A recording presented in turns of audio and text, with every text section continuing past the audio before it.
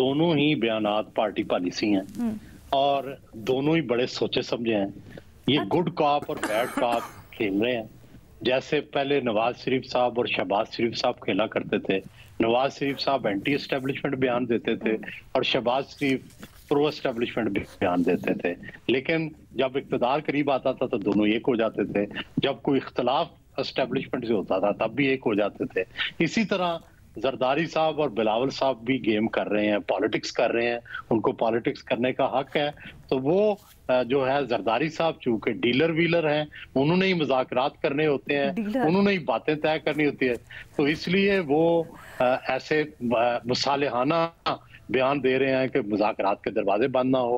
बिलावल साहब ने वोट लेने हैं, उन्होंने फील्ड में जाना है, उन्होंने तकरीरें करनी है।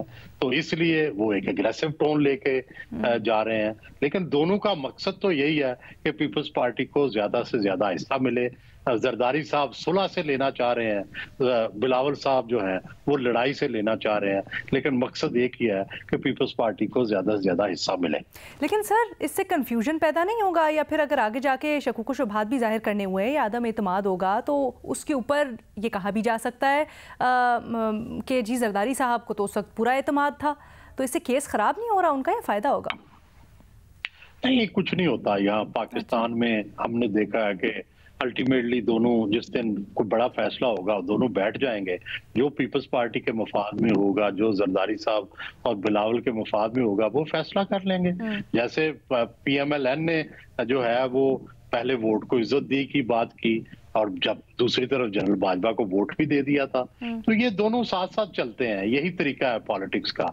ये जो तरीके इंसाफ का तरीका है ना, वन वे, ये फिर कामयाब नहीं रहता। ये फिर इट लीड्स टू जेल।